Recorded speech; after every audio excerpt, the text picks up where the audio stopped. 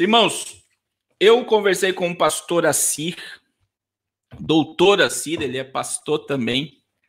Ele já está aqui aguardando, né, para entrar ao vivo, para tirar as dúvidas, porque eu estou recebendo um bombardeio de mensagens, principalmente para funcionários, para aqueles que querem se recusar a tomar eu estou com a seringa aqui, que querem se recusar a tomar essa picada. E eu quero falar, né, com o doutor Assir, ele é doutor, eu vou até ler aqui o currículo. Ele foi humilde no currículo dele, mandou um pequeno currículo aqui, mas é um pastor que tem se dedicado aí à causa do povo de Deus. E eu quero dizer, né, o doutor Assir, ele é pastor, advogado de igrejas e líderes, e ele é diretor jurídico da ANAJURE, Associação Nacional de Juristas Evangélicos. Então, ele está dando o seu tempo hoje para conversar conosco sobre o que está acontecendo na nação brasileira e a questão jurídica de tudo isso, a legalidade de tudo que os empresários estão fazendo. E eu já vou colocar ele aqui, né? Deixa eu colocar ele aqui, eu vou adicionar ele aqui. Olha aí. Paz do Senhor, doutor Assir. Paz do Senhor, pastor Carlos. Prazer estar novamente contigo. Parabéns pelo trabalho. Glória a Deus pelo Apocalipse na veia. E paz do Senhor aos irmãos que estão participando dessa live. Que Deus possa e Deus pode nos abençoar poderosamente, continuar abençoando. Fiquei aqui animado de ouvi-lo falar que o senhor vai com a sua caixa de som pregar lá na Paulista. Olha, é ir na porta dos... bem perto da porta, né? Glória a Deus. Muito bem, que bom. Amém. Doutor Assir, antes de nós entrarmos nessa questão da imunização, até comentei com o senhor sobre a questão, porque eu vi que a ANAJURE a questão do glória a Deus no Facebook, né, que se tornou discurso de ódio. E foi algo, imagine, você publicar lá glória a Deus agora, você está atacando alguém ou está gerando um discurso de ódio. E eu acredito que a ANAJURE entrou com uma notificação, né? Não foi uma ação. E eu gostaria que o senhor falasse para nós, como o senhor já é um diretor da ANAJURE, qual é a questão jurídica disso? E até que ponto o Facebook pode censurar essa questão? Ok, pastor. Você está me ouvindo bem? Estou ouvindo bem. Está chegando bem aí? Tem algum ruído? Não. Estou na minha sala, os netos estão ali ao lado, na cozinha. Então, a ANAJURE resolve sempre, antes de entrar com uma demanda, uma ação judicial, que diz, né? A ANAJURE sempre prefere notificar diretamente a pessoa ou a organização envolvida, a fim de pedir esclarecimentos. E é o que aconteceu com o Facebook. Nós encaminhamos um ofício para o Facebook, primeiro, pedindo explicações do porquê, abre aspas, glória a Deus, aleluia, fecha aspas, é discurso de ódio. Né? Discurso de ódio é um conceito, infelizmente, muito vago, mas dá para a gente ter uma ideia, mesmo quem não é versado em direito, não é formado em direito, dá para ter uma ideia de que glória a Deus e aleluia não é um discurso de ódio, não se está verbalizando ódio, jogando ódio pelas ventas, como dizem, né? Primeiramente, então, que o Facebook explique por que glória a Deus e aleluia é discurso de ódio. E para nós que somos juristas, vai ter que ter um fundamento, né? Vai ter que apresentar um fundamento. Em segundo lugar, nós notificamos também, e aí o fizemos em nome de todos os irmãos e também de, às vezes, até quem não é evangélico, que posta a mesma coisa, agradecendo a Deus, glória a Deus e aleluia, né? Tem muitos católicos que fazem isso, é que o Facebook não faça mais isso, não censure mais a liberdade religiosa das pessoas. A Ana Júlia, ela existe oficialmente, é uma associação estabelecida, já bem conhecida no Brasil, e ela existe para defesa das liberdades civis e principalmente a liberdade religiosa.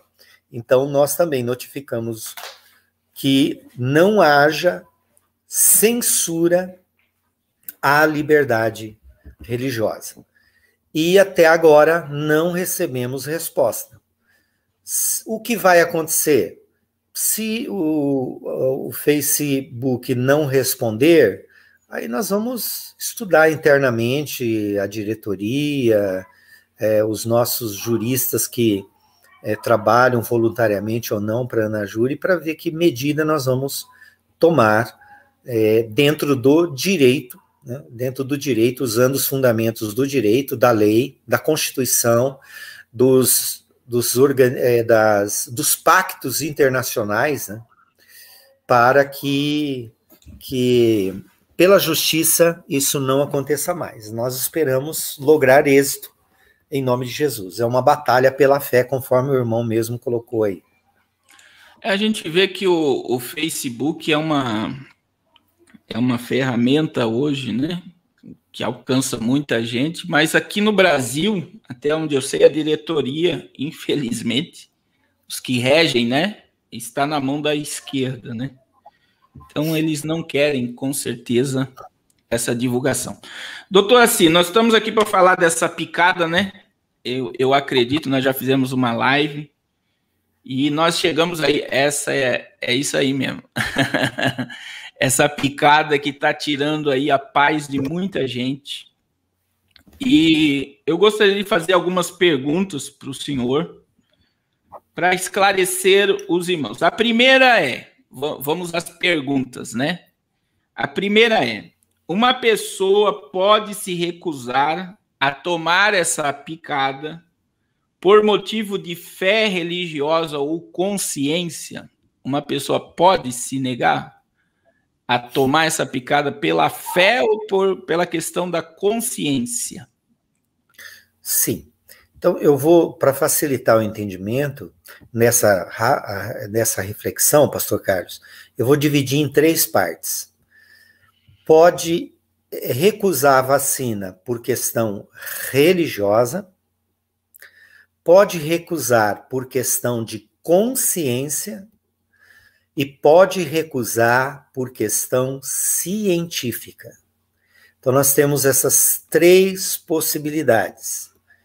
Tudo isso é, claro, com fundamento na lei, na interpretação da nossa Constituição, mas é possível recusar com base num ou mais desses fundamentos.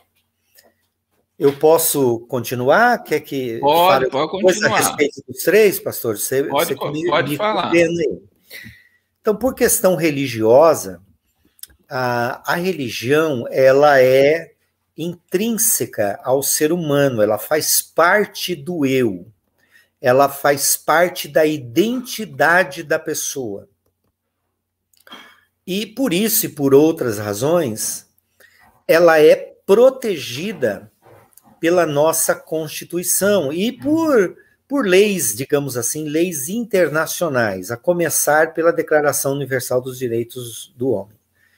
Ela é protegida pela Constituição, e a Constituição chega a usar a palavra inviolável. Então, o que é algo inviolável? Algo que não se mexe. Algo que não se mexe. Então, com fundamento na religião, a pessoa pode se recusar e dizer, não, a minha fé, não é como diz o ditado, a minha religião não permite, mas a minha fé não me deixa em paz, eu não ficarei em paz, para mim vai ser constrangedor, para mim vai ser altamente embaraçoso a minha fé, eu vou entrar em conflito íntimo se eu fizer isso, que está contra a minha fé. Ora, o sistema jurídico, tanto o internacional como a Constituição no Brasil, ela dá essa condição. E o Estado, quando eu digo Estado, pastor Carlos, eu não estou me referindo ao Estado membro, que é de Santa Catarina, Paraná, né? Eu estou me referindo ao poder público, ao ente público, né? O Estado com letra maiúscula. Ele tem que proteger. E o judiciário tem que seguir isso. O judiciário tem que se fundamentar nisso. Caso haja uma demanda, uma ação, eu prefiro mais dizer demanda do que ação, uma ação, o judiciário tem que se fundamentar no que está na Constituição e nesses órgãos internacionais, nesses pactos, nesses protocolos, nessas convenções internacionais, para proteger a pessoa. Mas por que você não quer tomar? Por causa da minha fé. Eu vou entrar em conflito comigo mesmo, porque eu não quero tomar. A gente, não cortando, só uma questão. Nos Estados Unidos, isso quem tem uma seguidora minha que mandou, ela foi orientada, porque está na bula bula da picada, né? Existe fetos, genética de feto abortado. Então, o advogado lá orientou a eles fazer um laudo dizendo que não quer, por causa, assim como os testemunhas de Jeová não fazem transfusão de sangue. Então, por saber que tem célula de feto abortado, a minha fé, a questão da minha consciência, não aceita isso no meu organismo, né? E foi feito lá, ela mostrou para mim um documento para que, por causa dessa questão na bula, e porque existe isso, não querer tomar, né? E foi uma questão. Desculpa ter lhe cortado, mas só para argumentar essa questão. Que nada, o senhor pode cortar à vontade. Bom, é que nos Estados Unidos, eu almejo, né, que o Brasil tenha algumas conotações jurídicas que há no sistema americano. Lá se valoriza, claro que hoje há se burla muito isso, infelizmente, como o senhor diz, a esquerda está em todo lugar atrapalhando aí. Mas lá, o que o indivíduo diz tem, em determinados assuntos, mais valor do que a coletividade. O Brasil já não. O Brasil já existe aquele conflito na mente do julgador e do Supremo, por exemplo, o Supremo Tribunal Federal. O que vai pender aqui nessa balança? O direito da pessoa de dizer eu não vou tomar por causa da minha religião? Ou o direito da coletividade que não pode se expor a conviver com uma pessoa que pode ter a doença e transmitir a doença, né? A Covid-19. E quase sempre o judiciário pende para o direito coletivo, ou seja, o interesse público, na mente de alguns julgadores, é superior ao interesse privado, particular e individual. Mas o nosso regime jurídico, o Estado Democrático de Direito, não mostra que há essa hierarquia. Então, um não é superior ao outro, estão ambos no mesmo patamar. E ambos têm que ser respeitados. E ambos têm que ser obedecidos e não podem ser anulados por uma decisão judicial. Isso é ditadura, isso não pode. E aí o senhor falou uma outra situação também dos testemunhas de Jeová. No sistema brasileiro, já é jurisprudência. O que é uma jurisprudência? É aquilo que os tribunais vão decidindo, vão repetindo. Aparece um caso novo, mas o assunto é o mesmo, eles repetem. Isso é jurisprudência, né? As pessoas que confessam a fé das testemunhas de Jeová, que sejam maior de 18 anos, elas podem se recusar à transfusão de sangue e a determinados tratamentos. e o médico não será responsabilizado, o hospital não será responsabilizado, e os juízes têm respeitado isso. Então, também, como existe no nosso sistema o regime da igualdade, todos são iguais perante a lei, então quem não quer isso aqui, por questão religiosa, tem que usar o mesmo fundamento dos testemunhas de Jeová. Por que eles, que são iguais a nós, por questão religiosa, são respeitados pelo sistema e não sofrem transfusão de sangue, não passam por transfusão de sangue e outros tratamentos? Por que não nós, por causa da fé? Agora, há um porém, que se quiser mais para frente a gente pode comentar. Diferente é para aqueles que têm menos de 18 anos. A gente vai deixar para o final essa aí. O senhor fez algo, uma fala aí muito importante, que também entra na questão, por exemplo, a questão da mudança de sexo, né? O SUS, ele respeita, isso é lei no Brasil, se a pessoa quiser mudar o sexo, ele pode mudar e tem que respeitar o quê? O desejo da pessoa, a consciência dela, não é isso? Então, a pessoa que é homem quer virar mulher, pode, se a mulher quer virar homem, não sei se tem como, mas vamos lá. Eles podem fazer a cirurgia de mudança de sexo, tirar seio e deixar a pessoa como quer. Então, veja bem, a lei respeita, né, o desejo desse ser que quer mudança de sexo. Inclusive, daí entra até a questão de menor. Por exemplo, na Hungria, essa semana, 4 anos de idade, eu não sei se o senhor chegou a receber na Hungria, 4 anos de idade pode mudar. A lei tem que respeitar o desejo da criança de mudança de comportamento sexual, né? Se for menino, virar menino.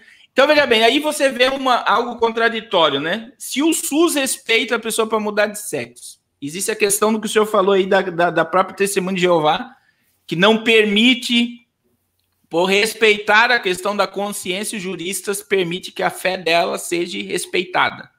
E pelo que eu entendo, não é só no Brasil, isso é mundial, né? A questão do Testemunho de Jeová é mundial. E por que não respeitar a consciência de uma pessoa que não quer tomar a dita picada, né, doutor? Se eu pudesse dar uma pincelada sobre isso.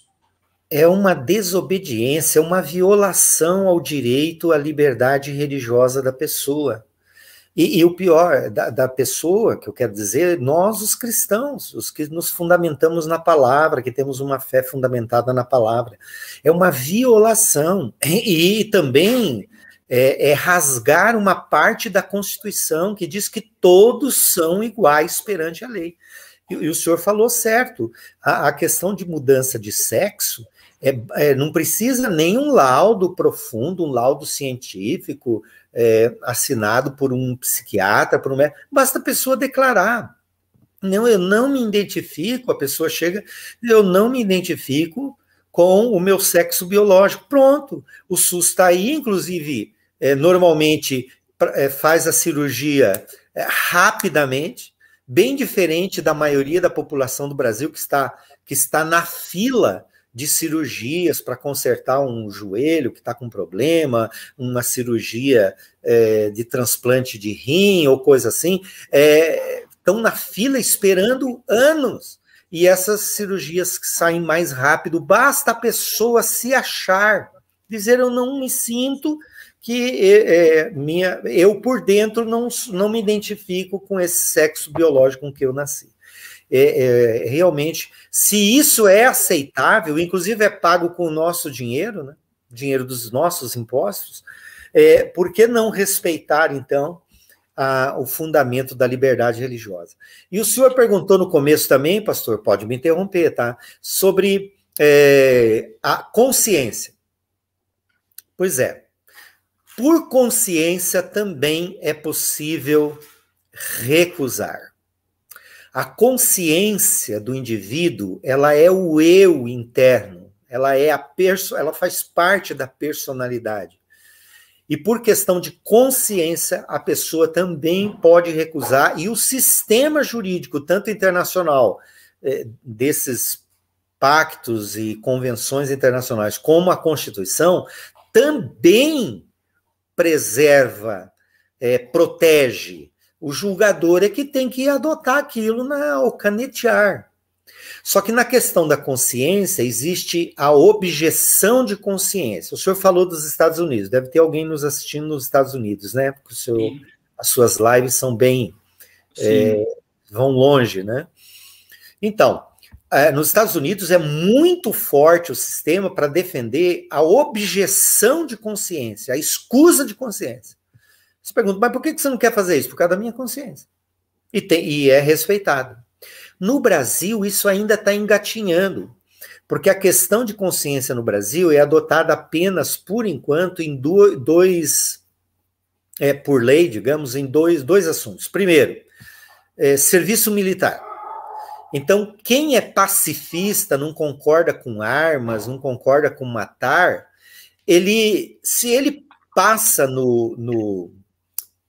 lá pelo alistamento militar, ele pode dizer, não, eu me recuso, eu não quero pegar em armas. Tá? O máximo que ele pode fazer é cumprir uma outra tarefa. Então, digamos, o Exército põe ele numa área administrativa para lidar com papéis ou coisa parecida. Não pode recusar aquilo que é dado como opção. Ok? É igual os adventistas, os sabatistas, os que guardam o sábado. Tem uma nova lei, surgiu em janeiro de 2019, inclusive sancionada pelo presidente Bolsonaro, em que nas sextas-feiras à noite e sábados até o pôr do sol, quem guarda o sábado pode se recusar de fazer, por exemplo, uma prova, um concurso público, uma prova de concurso público. Pode. Quem vai promover esses concursos, essas provas, ele tem que já deixar o plano B para aqueles sabatistas terem uma outra oportunidade. Então, normalmente é no domingo. Mas ele não pode dizer, não, a prova é no sábado, eu não vou fazer porque eu sou sabatista. Ah, mas então você vai fazer no domingo. Não, daí eu não vou fazer. Não, ele não pode se recusar à prestação alternativa, ou seja, a alternativa que lhe der para fazer, que não vai ferir com a sua consciência. Então, a questão da consciência tem esse porém, que a pessoa pode, por questão de consciência, usar, e nós temos que forçar, digamos, no bom sentido, né, praticar uma boa porfia, né? A Bíblia diz que a porfia é uma obra da carne, mas essa porfia nós temos que praticar no Brasil, que se adote a escusa de consciência também para os outros assuntos. E não só na educação, e não só no serviço militar. Mas agora, por exemplo, é uma hora propícia para se dar vazão à escusa de consciência. Então não é por religião, às vezes nem é religioso. Mas ele diz, não, minha consciência diz que eu não devo. Tá, então você vai ter que usar máscara, você vai ter que usar álcool em gel, você não vai poder aglomerar pessoas nas suas reuniões, na sua casa. Ok, aí ele não pode se recusar de fazer aquilo que é alternativo, mas ele pode se recusar aquilo que fere a consciência. E em terceiro lugar também, ele pode se recusar por questões científicas. Deixa eu só mostrar uma questão aqui sobre essa questão científica. Sim. Olha aí, ó. Israel foi o primeiro país a imunizar toda a população aí, ó. Atingir o limite e deixaram de aceitar pacientes com a enfermidade. Então veja bem, Israel foi o primeiro país a imunizar a população, né? Não inteira, porque lá também teve muita gente na rua protestando contra o passaporte e tal. Então como é que pode um país tão imunizado ter um pico como está tendo agora, né? E aí vem essa questão científica, né? Será que existe eficácia? Será que deveria? Por quê? Porque eles estão falando, desculpa, doutor, se vou colocar aí. Olha só, eles estão falando que é um experimento científico, abertamente, né?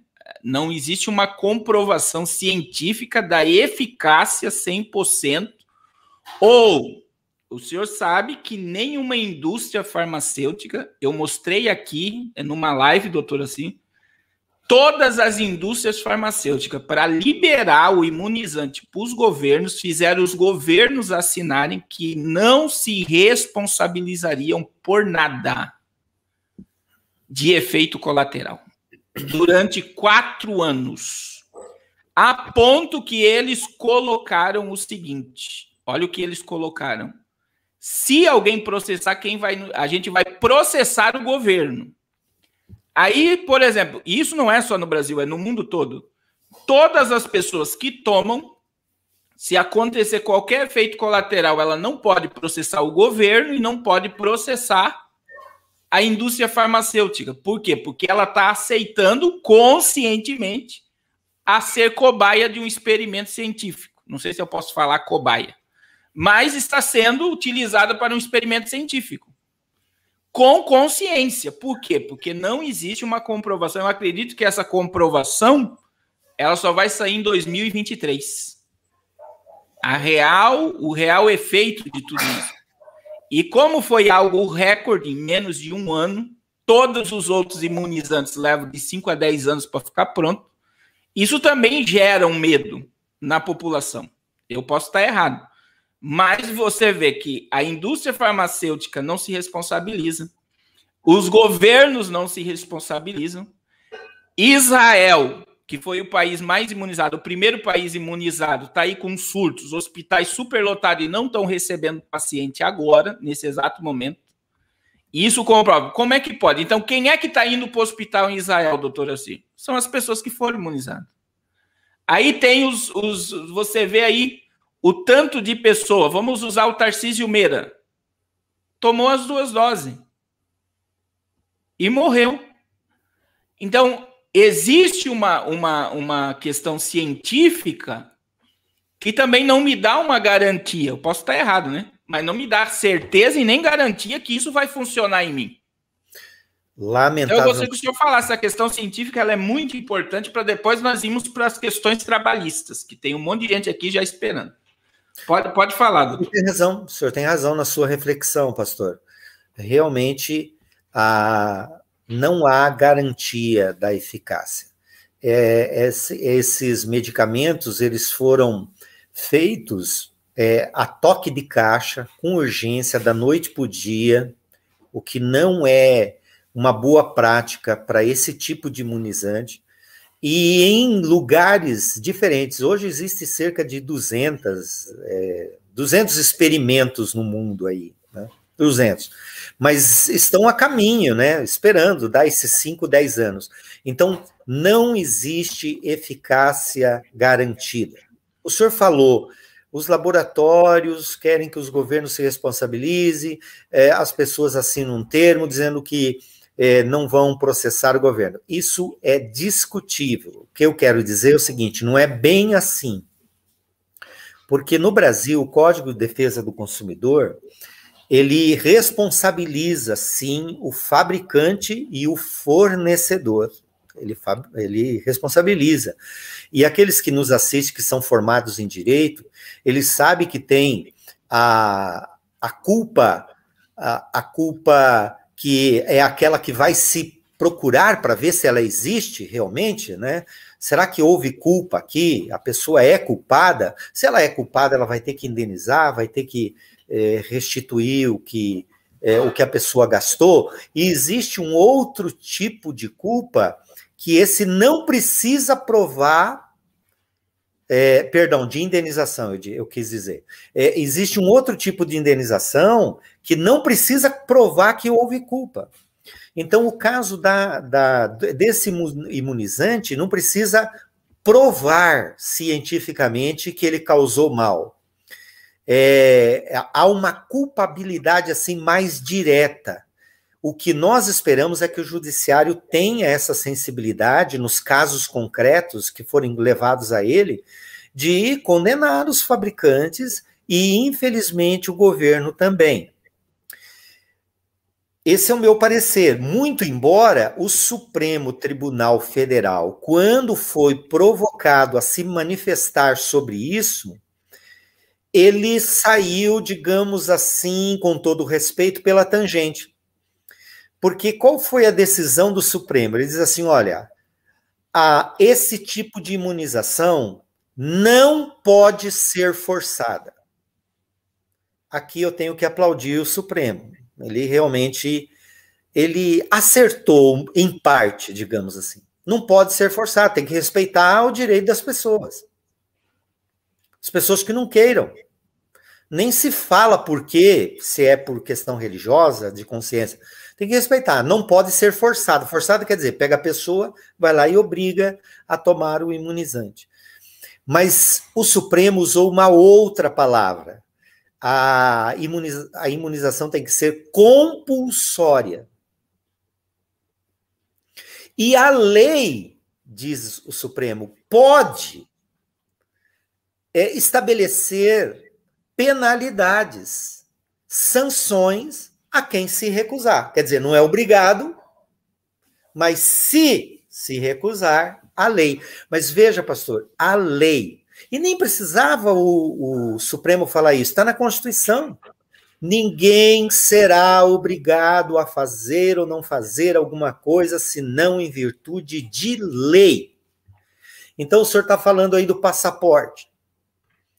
E agora, o passaporte? Pois é, tem que ser uma lei. A lei é aquela que um deputado ou um vereador, mas nesse caso um deputado apresenta, aí vai para as comissões, aí se debate, aí vai para lá, vem para cá, a parte jurídica analisa, vai para o plenário, tem lei que tem que ir em 2 turnos, e aí é aprovado, tá, digamos, o que é aprovado na Câmara dos Deputados, vai para o Senado, lá no Senado começa tudo do zero, tudo de novo, e aí vai para o presidente da República.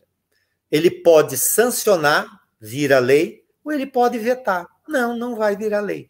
Então, mas tem que ser lei. Então, essa proibição, inclusive, veja bem, eu não quero gerar aqui uma revolta, né? Mas, por exemplo, até eu mesmo no escritório mandei por lá, obrigatório uso da máscara, né? Da máscara. Mas não há lei para isso, né? Compreendeu? Se você não usar máscara, você não entra aqui. Não há lei para isso. Então, nós temos que pensar direito nisso. Nós temos que conhecer os nossos direitos e pedir a Deus que os nossos julgadores tenham sabedoria, né, e que apliquem a lei. Porque se aplicarem a lei, e sobretudo a Constituição Federal, ninguém será prejudicado, aqueles que se escusarem de tomar o imunizante. Principalmente, e agora, fechando esse assunto, por questões científicas. Tem gente que diz assim, não, houve experimento em animais, eu não concordo, então não vou, não concordo, não quero tomar. Então, por questão científica, e eu disse da Constituição, mas é bom que todos saibam, artigo 15, se não me engano, posso até confirmar aqui, do Código Civil, diz ninguém será obrigado a se submeter a um tratamento médico se ele tiver algum risco. Ninguém será obrigado. Está no artigo 15 do Código Civil. O Código Civil está abaixo da Constituição, mas é lei. Se não é lei, se não tem aplicabilidade, então é uma letra morta, né? Então agora a gente vai começar uma desobediência civil. Desobedece isso, desobedece aquilo, viramos... vai haver uma revolta muito grande, né? Ninguém vai se entender mais do país. Por isso que é o Estado democrático de direito, que tem regras, tem leis, e o julgador tem que segui-las, no caso concreto. E a gente vê essa questão, por exemplo, para a gente passar para a questão empresarial e depois ir para a questão de criança. Deixa eu botar algo aqui. Olha só, em Guarulhos, eu não sei se o senhor viu isso aqui em Guarulhos, já começou essa questão do passaporte a partir de setembro. Ó.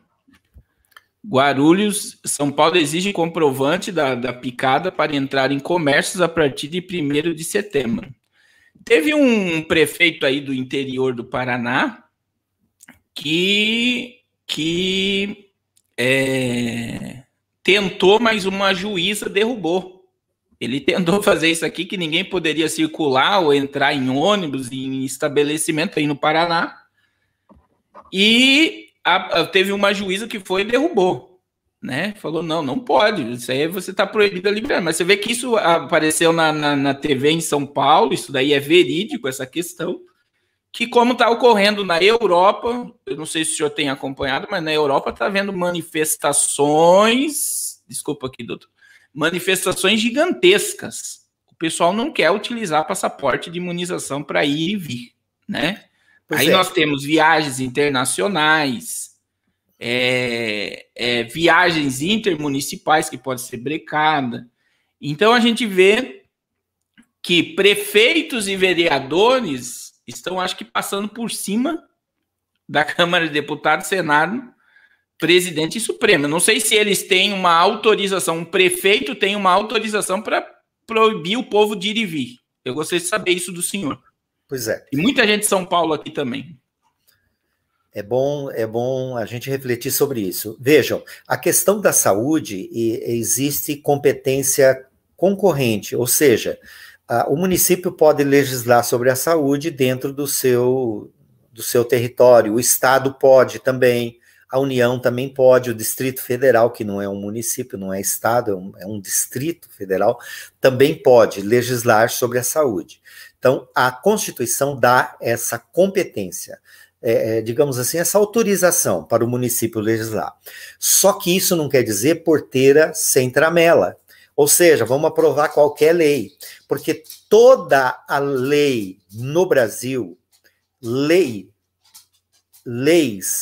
de municípios, do Distrito Federal, dos estados e até da União, decretos, portarias, tudo tem que bater continência para a Constituição Federal. A Constituição é a mãe das leis, é a carta magna. E uma lei que conflita, que viola, que fere a Constituição, não poderia nem passar no Legislativo. Não poderia nem passar. Não importa a desculpa. Não, mas é que está havendo uma pandemia. Não, isso não é desculpa. Isso não é desculpa para se violar a Constituição Federal. Então, basta que alguém interessado aí na cidade, que tenha interesse, por exemplo, um morador, uma autoridade da cidade, entra com uma ação declaratória de inconstitucionalidade dessa lei, porque ela é inconstitucional. Ela é inconstitucional. E quem vai julgar, tomara que pense como a Constituição pensa, né? Como a Constituição prescreve. E não pense conforme alguns ditadores que temos no país hoje, proibindo isso, proibindo aquilo, conforme o senhor está falando. Então, é uma lei inconstitucional, não tenho medo de falar. É inconstitucional. Fere o direito sagrado de ir e vir, que só pode ser restrito quando a lei fala, por exemplo, nós dois, um de nós dois, ou qualquer pessoa pode ser preso porque cometeu um crime, mas mesmo assim, depois de responder processo, de entrar com todos os recursos e não ter mais remédio, aí o ir e vir dele vai ficar prejudicado. Mas isso é a lei, né? Agora, porque eu quero, vou baixar um decreto aqui proibindo que entre aqui no comércio da cidade. Isso é inconstitucional. Inconstitucional. Isso é bom que todos os irmãos estejam aí cientes disso. Doutor Assi, é a questão aqui, que nem tem pessoas que estão dizendo que tomou porque tem que trabalhar. E aí vem, o patrão pode mandar o funcionário embora por se recusar a tomar a picada? E vamos unir aqui, o funcionário público pode se recusar e perder o emprego, né? Tem o empregador e o público aí, né?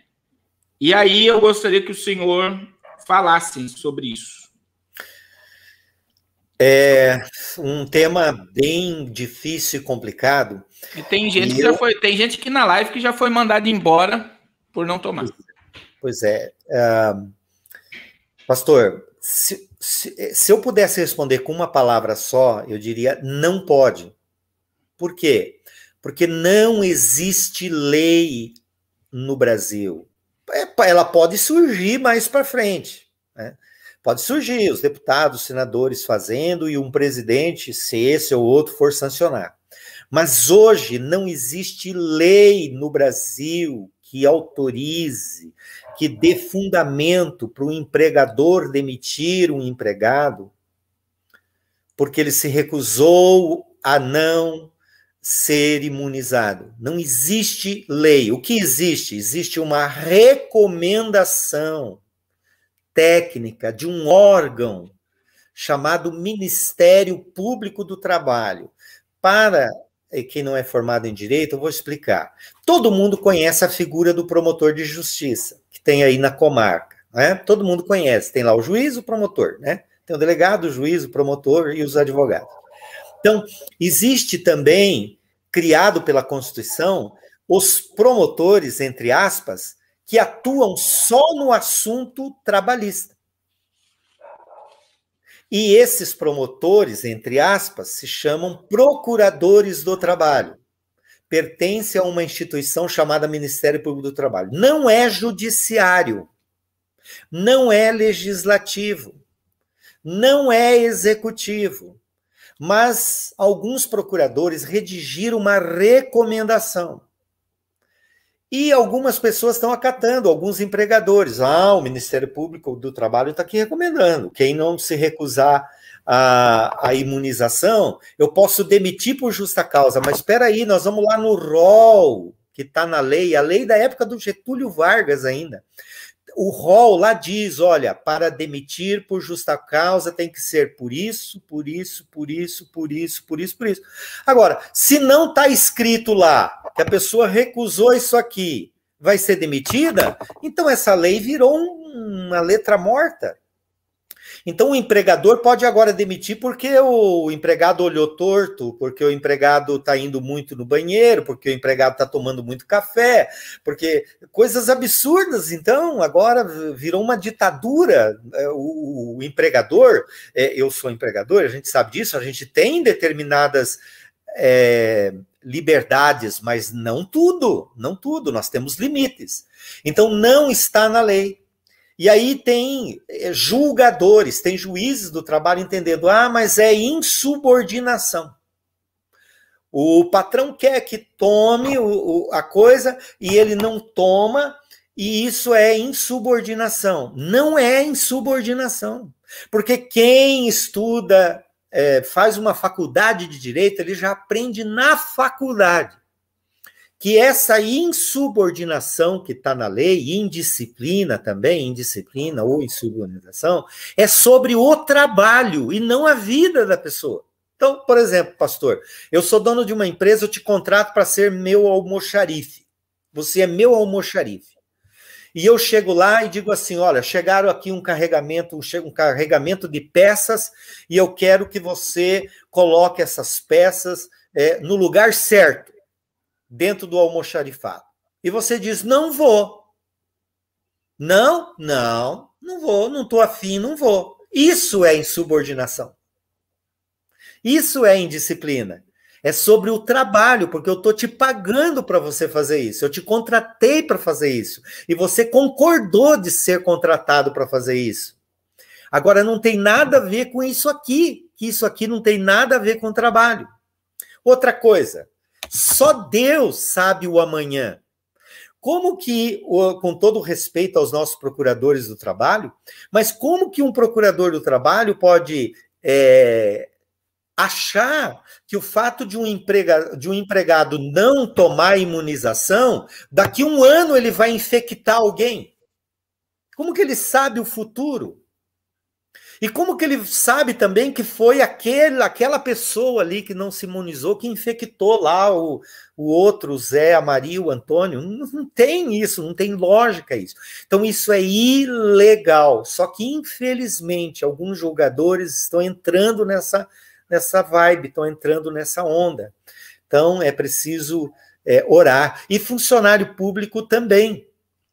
O funcionário público, ele só pode ser exonerado se ele responder, primeiro, uma sindicância, depois um processo administrativo disciplinar, ele vai ter prazo para se defender, ele pode constituir um advogado para se defender, vai ter um julgamento lá dentro do órgão público, ele tem que ter a possibilidade de recorrer daquele julgamento, e ainda tem a justiça para recorrer contra aquela decisão. Então não é assim da noite para o dia também. E ao meu ver, numa defesa, um advogado que vai defender esse funcionário público que foi exonerado. Por quê? Primeiro, por questão religiosa, ou por questão de consciência, ou por questão científica, ele tem fundamentos de sobra na Declaração Universal dos Direitos do Homem, na Convenção Americana dos Direitos Humanos, na Constituição Federal, no Código Civil. Ele tem fundamento, só se a justiça se perverter, né? Mas tem fundamento para não ser punido. E entra nessa questão, por exemplo, muitos empregadores estão dando documento para os funcionários assinar. Esse documento tem validade? O documento, aqui, ó, você não quer tomar, como tem o caso que eu acho que foi o Rubens aqui na live, ele assinou e na outra semana foi mandado embora, né? Esse documento tem validade jurídica, de que o patrão chega com o documento. Se você não quer tomar, você vai assinar. E muitos que estão assinando estão sendo mandados embora em questão de dias. Aí nós temos, eu não sei se o senhor está sabendo, a questão do público de São Paulo, funcionário público de São Paulo e Rio de Janeiro já veio a obrigatoriedade, né? De todos os escalão, isso veio a ordem do governo, né? Então, temos São Paulo e Rio de Janeiro. E daí vem esse documento, a pessoa está lá e assina o documento. Esse documento tem validade jurídica? Sim ou não? Para algumas coisas sim, para outras não. Por exemplo, pode ajudar o servidor, o funcionário público, ou o empregado, no caso das empresas privadas, pode ajudá-lo, dizendo, olha, eu fui demitido por causa disso aqui. Eu fui exonerado por causa disso aqui. E aí, que tipo de demissão ou exoneração é essa? Discriminatória. E o nosso sistema jurídico não admite discriminação de forma alguma. Então, pode ser até uma prova. Só que, às vezes, o empregador pega a assinatura do empregado ou o chefe da repartição pega a assinatura do funcionário e não lhe dá uma cópia, né? Não lhe dá uma cópia, que é um grande problema. O certo é ele ficar com uma cópia. E isso é a prova, dizendo, olha, eu fui exonerado, eu fui demitido por causa disso aqui. Então, eu fui vítima de uma exoneração, uma demissão discriminatória. A lei não autoriza. Inclusive, o pastor mencionou, São Paulo e Rio de Janeiro. É lei ou é um decreto? Porque o decreto quase todo ele, eu não quero aqui praticar uma heresia, falar um negócio, mas para que todos entendam, todo decreto, ele tem que estar pendurado numa lei. E toda lei tem que bater continência e se ajoelhar para a Constituição Federal. Então, se esse decreto não está fundamentado numa lei, e se estiver, essa lei é inconstitucional, temos que usar a justiça e que Deus tenha misericórdia e a justiça não venha se perverter na hora de julgar, né? Seja justo mesmo. O julgador aplique a lei.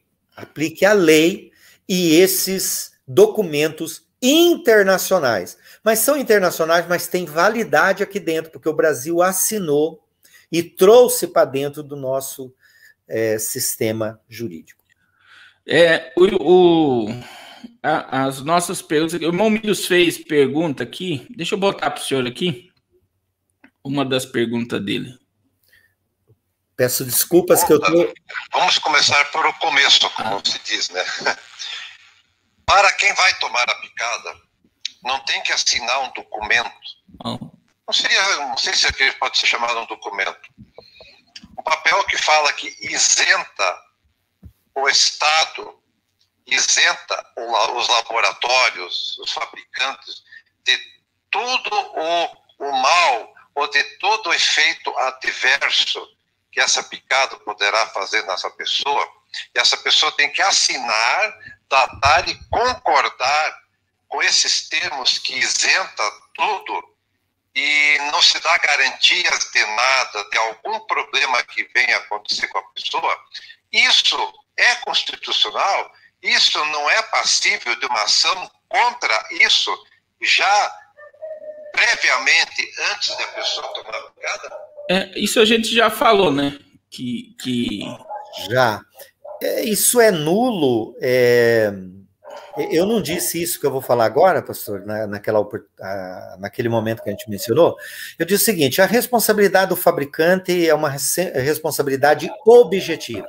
Ou seja, não precisa nem o judiciário investigar se teve culpa ou não. Vamos pegar um científico, vamos pegar um médico, vamos fazer um laudo. Não, é objetivo. Ou seja, se deu em função da imunização, tem que responsabilizar.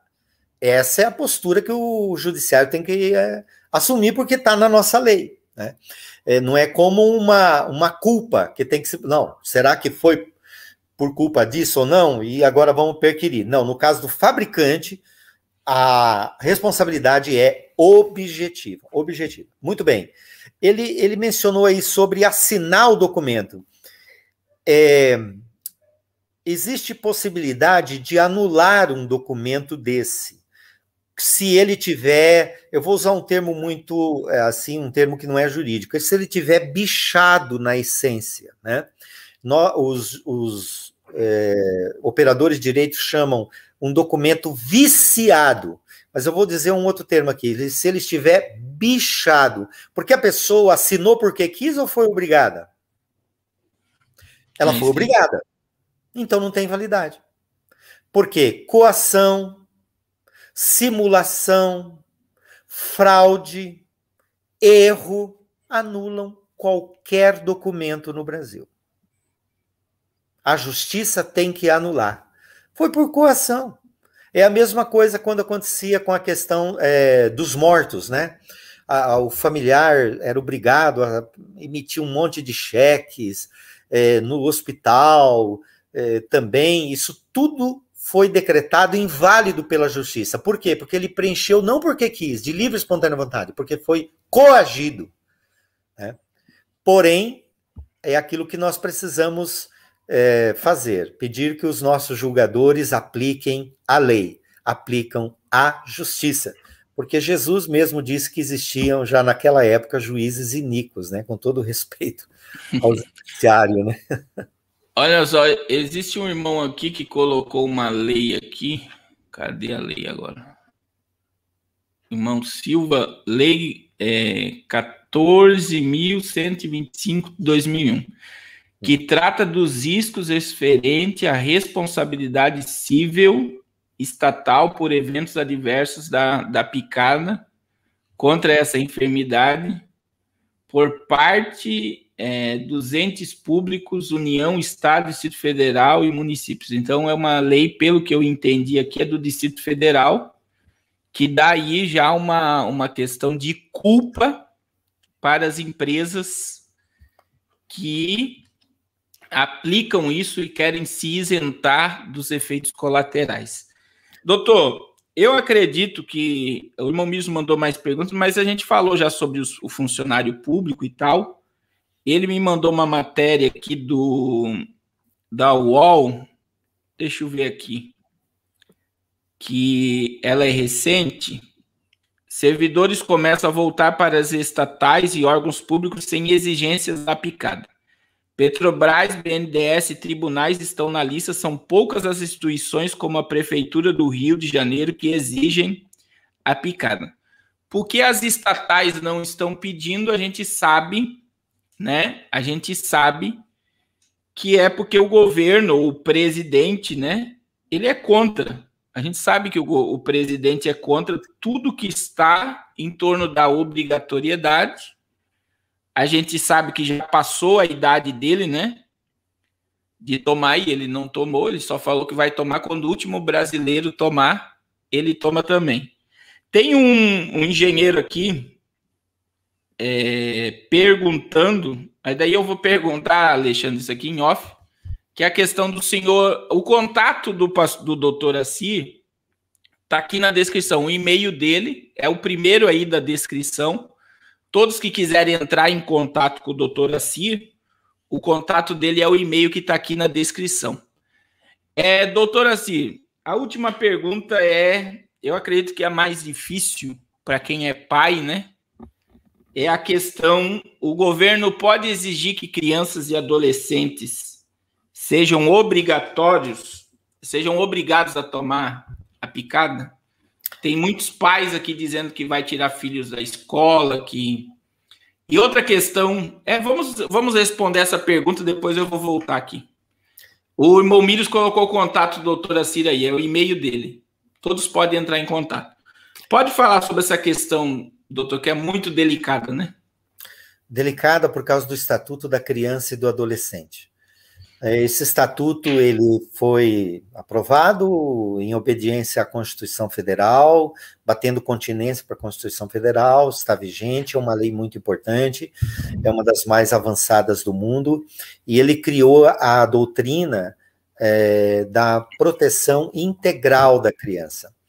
Então, o que se busca quando se envolve criança e adolescente, né, é que seja o melhor para a criança. Então, pode haver um conflito aí entre os pais e alguma autoridade. E naquele caso, às vezes tem que buscar o judiciário, e o judiciário, ouvindo o Ministério Público, vai decidir, o melhor para a criança é isso, para criança e adolescente. Então, é isso que tem que ser feito. Então, pode acontecer na prática, nós não chegamos ainda no Brasil à idade, né, de 18 anos, eu acho que, não sei se tem alguma cidade, algum estado que... 18 anos já, e tem estados que já vai até 12. Já? No Nordeste já começou, 18 anos São Paulo, por exemplo, a primeira dose, a classe até de 18 para cima já tomou o estado. Pois é. É que daí a gente fica com dificuldade de ver fundamentos legais, até nos documentos internacionais, para fundamentar isso, porque ninguém iria fazer uma lei, digamos assim, de sã consciência, para que houvesse uma opção entre o que é melhor para a criança e o adolescente ou o que é menos ruim. Ninguém iria fazer uma lei assim. Então, essa lei não existe, né? E aí vem o Estatuto da Criança e do Adolescente dizendo, não, para a criança e para o adolescente tem que ser sempre o melhor para ela. Então, por isso que às vezes num litígio, num divórcio, a criança não fica nem com o pai, nem com a mãe. Por quê? Porque a equipe técnica do juiz, o psicólogo, assistente social, o Ministério Público, todo mundo vê que se ficar com a mãe, a criança não estará bem, se ficar com o pai também não estará bem. Aí se busca uma avó, por exemplo. Então, é o melhor para a criança. E é óbvio que os nossos julgadores, ao se defrontarem com um conflito, uma medida judicial, um pedido judicial, olha, não deixe que o município tal vacine obrigatoriamente o meu filho. O julgador, desculpe, e com certeza vai pender para o Estatuto da Criança e do Adolescente e vai mandar aplicar a vacina. A gente vê, doutor, também existe a questão, por exemplo, Rio Grande do Sul, isso já é desde 2018, existem locais no Rio Grande do Sul que, se os pais não levarem os filhos tomar a picada, o Conselho Tutelar pode, e não é nem a da pandemia. Só para o senhor ter ideia, que tem no Nordeste, Maranhão e São Paulo agora vai para 12 anos. E a Anvisa não autorizou a aplicação de 3 a 12 anos. Não autorizou, de determinadas picadas. Então, mas a gente sabe que em pouco tempo, como eles querem que todos tenham tomado, isso vai acontecer. Mais de 12 anos para cima, a gente vê que já começou no Brasil, sim. E tem pessoas aqui dizendo, se eu vou tirar meu filho da escola se obrigarem ele a tomar. É capaz de perder o filho também por o filho não estar indo na escola, né? o Ministério Público virá atrás dele, porque é um abandono intelectual, né? Aí o Ministério Público tem fundamentos legais para incomodar esse pai ou essa mãe. Eu lamento dizer isso, mas isso pode acontecer, infelizmente, mas pode acontecer. A gente sabe que caminha para isso. A gente vê, doutora Assi, que, veja bem, é uma coisa para se pensar, né? Veio a primeira dose, a segunda, a terceira, e na Turquia, para o senhor ter ideia, eu recebi notícia aqui, que já está na quarta dose, né? Então, imagine que em pouco tempo aí, a gente sabe que cada picada dessa tem um custo, tem um grupo no mundo que está ganhando muito dinheiro com esse caos todo, e o mais prejudicado é o povo.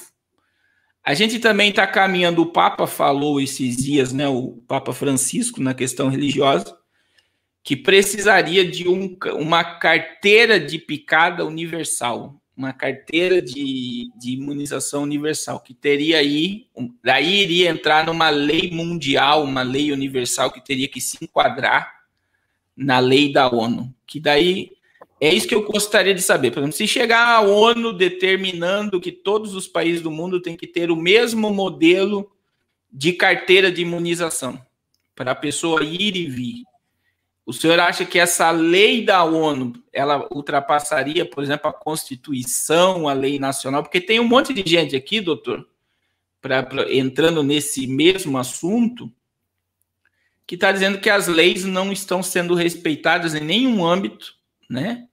Nessa questão de imunização, que parece que está todo mundo dentro de um aparelhamento e que não há respeito sobre essa questão. E se vir uma lei universal, né? Ela passaria pela Constituição brasileira ou o Brasil teria que se adequar a ela? É uma pergunta. O Brasil tem que se adequar porque é o seguinte, por exemplo, a OMS, então vamos falar da OMS, que é um braço da saúde desse sistema mundial, né? Tem o braço da criança, a Unesco, né? E assim por diante, dos refugiados. É um governo mundial, né? Uma estrutura de governo mundial que tem lá os seus departamentos, vamos usar assim. Os países, quase todos, inclusive o Brasil, assinaram, né? O Brasil com a OMS, se não me engano, foi em 1950 e alguma coisa, não tenho aqui de cabeça. Assinaram esse compromisso, esse pacto de acatar esses países, quase todos, não sei aqui dizer de cabeça qual país que não tem essa vinculação, de acatar as determinações da OMS. Juridicamente até tem fundamento. Por quê? Porque vamos pensar aqui, Brasil e Uruguai. Tá ali, é uma fronteira seca. Não quer dizer que uma doença chega até a divisa e não atravessa aquela divisa, né? Às vezes até um rio, a doença atravessa, não tem limites administrativos para a doença. Então a ideia é que quando a OMS for tratar desses assuntos da saúde, né, preserve todo mundo, que nenhum país vire uma ilha, né, ali se omitindo de tratar os seus cidadãos, porque vai afetar cidadãos de outros países. Juridicamente até tem um certo fundamento. Mas agora, esse reflexo dessa vinculação, digamos assim, dos países com a OMS vai trazer esse tipo de consequência. Então, a OMS determina, se um governo como o brasileiro não quiser acatar, o Supremo será acionado. O que você acha? E o Supremo ele já aderiu à Agenda 2030, né? A gente vê na página do Supremo, eu fiz uma live esses dias, tendo total apoio à Agenda do 2030. E tá aí, tá diante dos nossos olhos, né? Essa questão. Outra aqui, ó, o Hugo Teixeira está dizendo aqui, ó, que já não pode entrar no dentista, né? Para arrumar os dentes, ele está pedindo a carteira da picada. Então, a gente vê aí que cada vez mais as pessoas também, né, doutora Si? O sistema também está fazendo com que as pessoas aceitem isso com naturalidade, né? Aceite isso com muita naturalidade. E parece que as pessoas vão aceitando mais tudo que está sendo imposta sem questionar nada. Eu não sei se o senhor está sentindo isso. Vencidos pelo cansaço. É isso aí. Pela reiteração, né? Pela reiteração. A irmã está dizendo aqui, o sangue de Jesus tem poder. Pois é. Então, o que está acontecendo? O que está acontecendo? A gente vê que é uma coisa assim, a gente vê a mídia o dia todo falando, tem que tomar. Você liga a rádio, qualquer tipo de rádio, tem que tomar. Então, a gente vê que é uma lavagem cerebral, né? E ninguém questiona, ninguém para pensar que os próximos passos virá um controle muito maior, né? Que é a questão desse passaporte, que, como eu tenho falado na live aqui, você está vendo a Europa, Reino Unido, o povo protestando, Israel. E o que está acontecendo, doutora? Eu não sei se o senhor sabe desse fato. É que existe um acordo entre Facebook, que é o dono do Instagram, junto com o YouTube. Então, por exemplo, uma live dessa aqui, a gente chegou aqui a mais de 1.500 pessoas ao vivo. Ela vai terminar com aproximadamente 10 mil visualizações. Ela termina com 10 mil visualizações. O YouTube, ele não dá notoriedade se ele detectar que a gente está falando mal ou falando contra ou indo qualquer tipo de pensamento que eles acham que todo mundo tem que aceitar. Então, o que está acontecendo?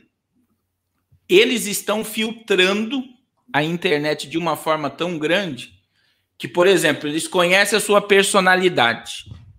Então, o senhor é um advogado. O que eles vão mostrar para o senhor? Questões juristas. Aí, se o senhor gosta de pescar, eles vão mostrar coisa de pesca e tal. Então, eles vão filtrando cada pessoa da internet, eles sabem o que gosta de ver e o que deve ver no pensamento dos algoritmos da internet. Então, o que está acontecendo? Eles estão dividindo o povo e as classes na internet e eles não deixam as pessoas receber a notícia. Por exemplo, uma live dessa aqui que é esclarecedora, eles não querem que as pessoas saibam disso. Então, eles vão filtrando e poucas pessoas. Eu falo com meus seguidores aqui, vocês podem perguntar para os amigos de vocês no trabalho, pergunte, vocês já ouviram falar sobre esse assunto? A maioria vai dizer que não. E daí a pessoa pode pensar, não, mas então você está no mundo da lua, como é que você não sabe que isso está acontecendo? A pessoa não sabe mesmo. Por quê? Porque a mídia filtra e a internet só coloca para aquela pessoa a distração, para tirar ela do foco. O senhor está entendendo o que eu estou falando? Então, a verdade não chega naquela pessoa. E quando chega uma verdade muito forte, eles colocaram outro mecanismo chamado fake news. Então, quando a gente recebe uma mensagem muito impactante, muito forte, a primeira coisa que a nossa mente, o gatilho mental, é fake news. Por quê? Porque eles ensinaram a sociedade a duvidar disso. Por exemplo, como eu falei aqui que existe genética de feto abortado, célula de feto abortado nos imunizantes, em todos. Né? O irmão Miros passou aqui, que o irmão Miros está aqui, o irmão Miros leu todas as bulas. Existe célula de feto abortado em todas. Então, quando eu dou uma notícia dessa, a pessoa, não, isso aí é fake news, isso é teoria da conspiração, isso não existe. Por quê? Porque a internet, ela está dividindo o povo e está dando o que eu quero dizer, eles estão dando a notícia que a pessoa precisa, o que eles acham que ela deve ouvir, e a verdade está sendo excluída das pessoas. Então a gente está diante de um ataque, né? Essa é a grande verdade. Eu não sei se o senhor já sentiu isso, mas o alcance da verdade está sendo tirado e eles estão transformando a mentira em verdade. Eu gostaria que... Existe um dos direitos fundamentais, é o direito à informação. Existe uma outra um outro direito muito importante na Constituição chamado liberdade de cátedra. Não se aplica só às escolas formais, mas liberdade de cátedra, segundo a Constituição, é a liberdade que tem de ensinar e de aprender. Então, o correto é o seguinte, você sempre aprender os dois lados. Olha, se o pastor Carlos Cardoso está dizendo tal coisa, afirmando tal coisa, eu tenho direito de saber o outro lado. De repente, ele realmente está adepto da teoria da conspiração, de repente, ele é uma fake news que ele acreditou em alguém. Eu tenho o direito de saber, de me inteirar do outro lado. É o direito à informação. Esse direito também está violado, infelizmente. Está violado. Está violado. Infelizmente, porque assim, o que eu falo para as pessoas é o seguinte, doutor. As pessoas, por exemplo, eles vêm num canal como o meu, ou outros canais que são muito bons, e as pessoas não podem ficar só no que a gente fala. Eu falo, você tem que estudar sobre o que eu estou falando. Se você comprovar, esses dias uma médica me ligou, ficou um tempo grande comigo, no telefone, dizendo, né, sobre essa questão, o senhor é o teórico da conspiração, o senhor é isso, o senhor é aquilo. Eu falei, doutora, a senhora é uma pessoa estudada? A senhora gosta de estudar? Ela falou, eu gosto. Eu falei, eu gostaria que a senhora assistisse 3 lives minhas, 3 lives, pegue as informações que eu estou passando nas lives e me comprove que eu estou mentindo para o público. Se a senhora me mandar um fato que eu falei que não é verdade, eu vou falar publicamente, eu falei para ela. E eu sou homem para isso. Eu vou para o YouTube e falo publicamente que eu sou um charlatão e um mentiroso. Se a senhora comprovar para mim que as informações que eu estou passando são mentirosas. Aí sabe o que aconteceu? Ela sumiu, ela não voltou mais, porque eu acho que ela foi estudar, porque tudo que a gente vai passar aqui, a gente filtra para passar a verdade. Só que é muito fácil a pessoa chegar aqui, ouvir uma live, ouvir uma notícia, ouvir uma informação e não estudar sobre o assunto. Então, assim como as pessoas têm o direito de não aceitar ou de questionar, eu acho que todos têm o direito de saber a verdade. E isso foi violado, está sendo violado de uma forma assustadora, né? Por exemplo, eu vou dar um exemplo aqui. Teve um amigo meu, militar, eu não sei nem se está aí o pastor Jefferson, ele teve na motociata de Florianópolis. Aí a filha dele bateu foto lá e tal, o Instagram censurou ela por estar na motociata do Bolsonaro. Então, quer dizer, até a questão de você expressar o local que você está, o que você está fazendo, está sendo censurado, né?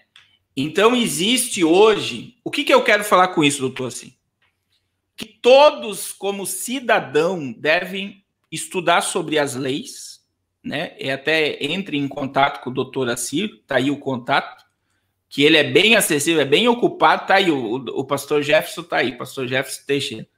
Então, olha só, ele é bem ocupado, mas é acessível, ele tem uma equipe que trabalha, mas é bom se inteirar, né? Às vezes eu demoro, que eu recebo muitas mensagens. Mas ele vai responder. Ou ele ou a equipe dele vai responder. Essa questão de vocês ver o direito, né? Principalmente quem trabalha, né? Quem é empresário, como agir, como tomar ação, porque tudo tem leis. Então, o que acontece? As pessoas elas estão totalmente vulneráveis ao que está acontecendo e não estão raciocinando. E muitas das vezes não sabem o direito que tem, né, diante dessa situação. E outra questão é quando você tem conhecimento, quando você tem estudo, você não vai ser manipulado tão fácil, né? Porque existe uma grande... É isso que eu estou falando. A mídia falando bem. Você recebe uma notícia negativa, o Facebook censura, o Instagram censura, o YouTube censura. Então, eles querem que só uma informação seja passada e não seja questionada sobre ela. Então, é bom que todos estudem e saibam o seu direito. Tô certo, doutor? Perfeitamente. Todos temos o direito de ser ensinados e as informações chegarem até nós. É um direito fundamental que deve ser preservado. A informação tem que chegar. Às vezes até que seja fake news, para a gente saber que aquilo é fake news, né? E refletir que aquilo é fake news. Mas, infelizmente, isso não está acontecendo, mas devemos lutar por isso. E também, junto com o direito à informação, o direito à liberdade de expressão, que é outro assunto que daria 10 lives dessa aqui. Liberdade de expressão, de exprimir os seus pensamentos, de falar o que pensa. Eu estudei sobre essa questão do Alexandre de Moraes pedir a investigação do Otoni de Paula e do Sérgio Reis. O senhor sabe que o Supremo, ele passou por cima da PGR, né? E desobedeceu o Aras, porque quem deveria mandar investigar e tal seria o Aras. O senhor pode me corrigir. Só que existe uma lei lá do regimento do Supremo que eles podem julgar uma causa que ocorra dentro, eles podem mandar investigar dentro do Supremo. E o que o Supremo fez? Eu não sei se o senhor chegou a analisar isso aqui. Como eles estão sendo atacados por rede social, e, por exemplo, o ministro lá abre o celular e aparece um ataque a ele no celular dele, eles utilizaram desse argumento para passar por cima da PGR e mandar investigar, né, as 11 pessoas mais o Otoni de Paula e o Sérgio Reis. Então, eles feriram a lei. Eu acredito nisso, né? Por quê? Porque eles estão se utilizando... não ocorreu o crime dentro. Por exemplo, o Sérgio Reis não sei se estava no Rio Grande do Sul, o Otoni de Paula não sei se estava no Rio de Janeiro, São Paulo, estava a quilômetros do Supremo. E eles pegaram e disseram que o crime ocorreu ali porque eles estavam vendo no celular. Então, como estava vendo o celular, o ataque estava sendo dentro do Supremo. Eles estão certos ou estão errados? Olha, os tribunais, todos eles, têm liberdade para criar o seu regimento. Todos eles têm um regimento criado pelo colegiado. Okay? E esse regimento, ele regula ali questões internas, tipo o que acontece com as nossas igrejas. Tem lá um regulamento interno, um regimento interno. O que acontece lá dentro há um regramento ali, normas internas.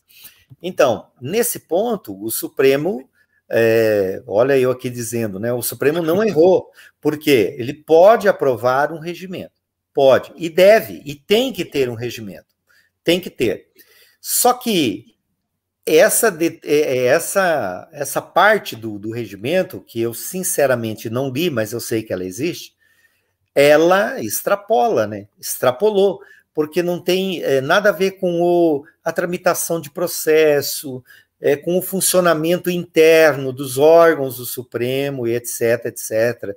O protocolo, como é que funciona, a tramitação, a marcação das audiências, dos julgamentos, não é nada a ver com isso. E é isso que se questiona, que isso está extrapolando. E é por isso que ele não ouviu o Procurador-Geral da República. Por quê? Porque no regimento não constou isso. Se tivesse constado, então ele teria que ouvir o Procurador-Geral da República. Mas não constou, então ele não ouve. Então, há aí um fato, mas com na verdade, um silogismo, né? O regimento pode ser estabelecido, criado, e pode estabelecer forma de abrir procedimento. Por exemplo, uma empresa estatal, ela abre um procedimento, abre sindicância, ela abre e fecha. Abre e fecha um processo administrativo disciplinar. Uma empresa privada também pode abrir uma investigação interna. Então, o Supremo também pode. Só que essa extrapolação, né, é que está questionada. Ao meu ver, feriu o Estado democrático de direito. Porque nós temos um órgão acusador, vamos falar assim, né? A Bíblia fala que tem um acusador, mas nós temos um órgão que é fiscalizatório e acusador, denunciador, vamos dizer assim, que é o Ministério Público, né? Então, o Ministério Público é que tem que abrir e pedir abertura de investigação. Investigar. Olha só, mas também quando a gente vê a prisão do Roberto Jefferson, também foi mandado para o Aras. O Aras não devolveu o que não era para prender, e quando chegou lá, ele já tinha mandado prender o Roberto Jefferson. Então você vê que eles estão ultrapassando alguns limites da lei, né? Eles estão se intitulando os donos da lei, e isso tem causado toda essa repercussão. Doutor, deixa eu botar duas perguntas aqui. O senhor, eu acredito que chegou lá no irmão Mírios, ele mandou aqui, peraí, para nós concluir. Pelo documento de 28 de janeiro de 2020, o STF julgou que para as empresas obrigarem essa picada seria necessário pertencer ao PCMSO. Isso já é lei hoje? Eu não sei se o senhor conhece a questão do PCSO. É um programa de imunização, né, se não me engano. Isso. Eu desconheço, eu não tenho detalhes desse programa. Não tenho detalhes. Não tenho Tem outra detalhes. Pergunta. As empresas podem obrigar os empregados a tomarem a picada, mesmo sabendo que não haverá para todo mundo essa picada, e se porventura ficarem funcionários descobertos referente a isso, como que poderá então ser exigido isso numa determinada empresa? Pela falta de disponibilidade do imunizante? E também, se ele se recusar, como é que o empregador não quiser mandar embora? Ele pode, por exemplo, home office, né? Eu vi agora, parece que estão dando essa opção, né? Eu não sei qual Bem, ele não pode se recusar às regras sociais de viver numa coletividade ou numa comunidade, por mais pequena que ela seja, que é uma empresa, né? Então, ele não pode chegar com o carro e entrar na sala do chefe, por exemplo. Então, existem regras para isso, né? Mas essa situação aqui que nós estamos falando, ele pode recusar por questão religiosa, por questão de consciência ou por questão científica, né? Não é por uma questão lógica. Então, se ele se recusar, ele não deve ser demitido por justa causa, porque isso não está na lei. Isso não é insubordinação. Não é insubordinação. E se ele não tiver disponibilidade do imunizante para ele, na idade dele, nas condições dele, ele for demitido por justa causa, basta ele comprovar isso. Olha, fui demitido no tal dia e nessa data ainda não havia imunizante disponível. Pronto. E o juiz do trabalho deve entender que essa demissão foi discriminatória. E aí determinar de duas uma, ou que ele volte ao trabalho, ou que ele seja indenizado pelos dias que ele vai trabalhar, como se estivesse trabalhando, receber as verbas como se estivesse demitido sem justa causa. Doutora, assim, PCMSO, Programa de Controle Médico da Saúde Ocupacional. Esse é o nome da sigla aqui que o irmão Mírios mandou. Ele só está perguntando, eu vou colocar de novo para o senhor entender agora, Programa de Controle Médico de Saúde Ocupacional, que ele falou sobre uma lei, eu acredito que não foi... Não, eu acredito que não. Não foi colocada, né? Pelo documento de 28 de janeiro de 2020, o STF julgou que para as empresas obrigarem essa picada seria necessário pertencer ao PCMSO. Isso já é lei hoje? Eu acredito que... Bom, eu diria então o seguinte, agora entendendo um pouco melhor. Um trabalhador de um hospital é uma situação mais sensível, né? É uma situação ocupacional, né? Ele não pode ser acometido dessa doença, e se for acometido dessa doença, então todos os cuidados para ele evitar ser acometido dessa doença tem que ser tomado. Por quê? Porque o estabelecimento tem isso, tem essa sensibilidade, tem pessoas ali que não podem ser, e pessoas, às vezes, muito sensíveis, uma situação muito sensível. Uma gripe pode... eles podem se acometer de uma gripe e morrer. Mas agora, eu desconheço se isso foi já colocado no programa de medicina ocupacional, mas eu acredito que seria colocado na questão de uma clínica, um laboratório, um hospital, um posto de saúde, uma UPA, aí sim. Agora, uma empresa que trabalha com venda de peças de veículos, por exemplo, um escritório de advocacia, nada a ver, né? Nada a ver. Tem uma pessoa aqui dizendo que é técnico de segurança do trabalho, e em algumas obras que ele está trabalhando estão pedindo também essa questão. Eu estou dizendo algo para os irmãos, doutora, se o senhor pode pensar que eu estou errado. Eu tive no Equador agora esses dias, e é uma notícia que eu não vi aqui. Um dono de um hospital, ele falando sobre a super picada. É um dono, ele está falando de todas existentes, todas que existem, todas que estão sendo utilizadas. E ele falou que essa super picada seria a única que seria resistente às cepas existentes e às novas cepas, que é uma picada com nanotecnologia. É um médico espanhol, ele é dono do médico, ele não está falando mal, ele está falando bem. E ele falou que essas picadas com nanotecnologia, elas já estão sendo testadas no Reino Unido e no norte da África. E olha que coisa incrível, isso que eu estou falando para o senhor da informação. No Brasil, você não acha essa informação. Não tem essa informação de nanotecnologia na picada. Mas ele já tem até um nome, que eu esqueci, eu tenho o vídeo salvo, dessa picada com nanotecnologia. Assim como as próximas picadas, que todos sabem que essas não estão... Eu acabei de mostrar a questão de Israel, do surto de Israel, que é o país mais imunizado, está lá com os hospitais superlotados e não está recebendo enfermos com essa enfermidade. Então, se a imunização tivesse dado conta, os hospitais deveriam estar vazios dos casos. Posso estar errado. Então, eu acredito que eles vão criar essa super picada com nanotecnologia, que vai dizer, só essa é capaz de suportar todas essas cepas, porque ela é uma picada inteligente que vai trabalhar dentro do teu organismo.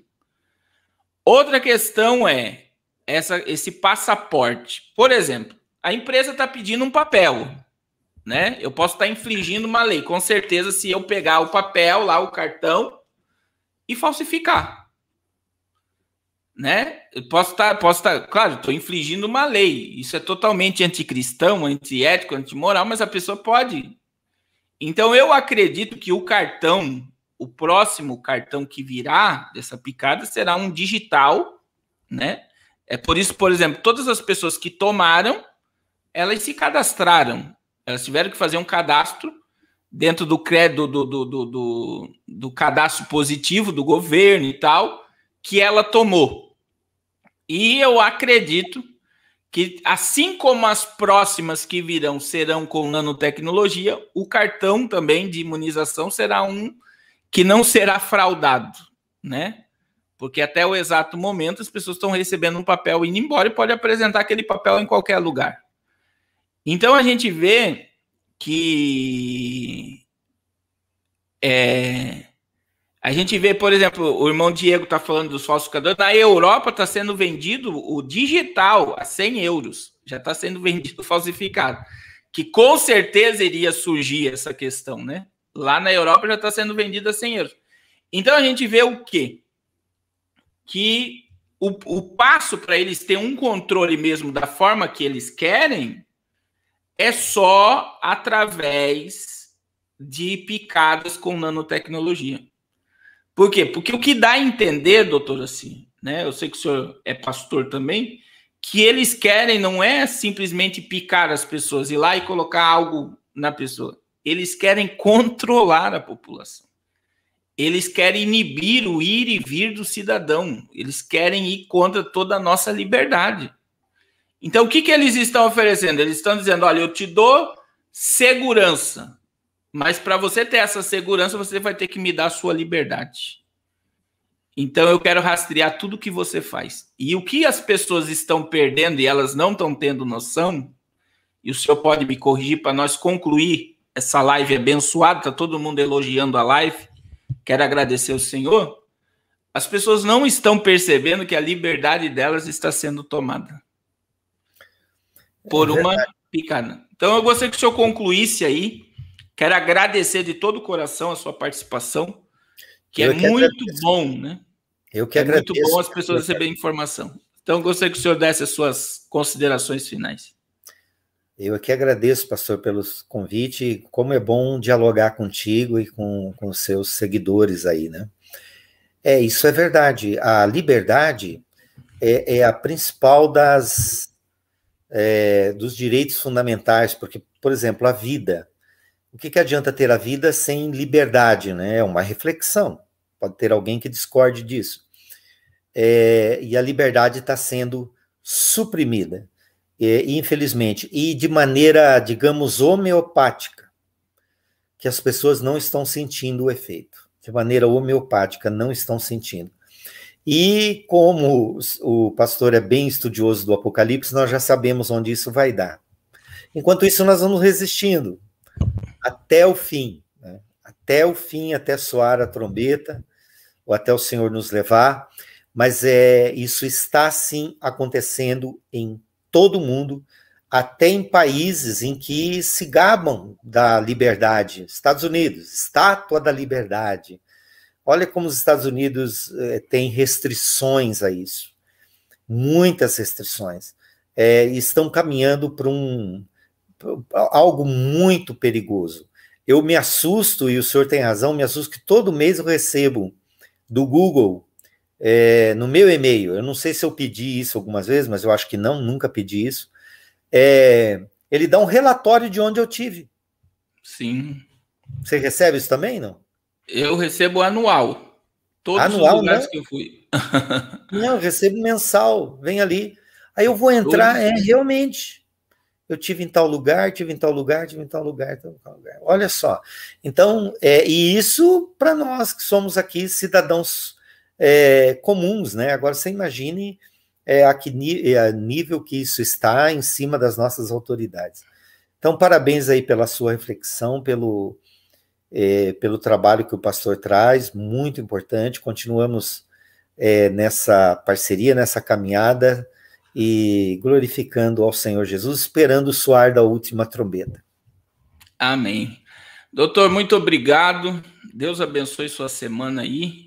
E os irmãos, tá aí o contato, né? Foi colocado na live.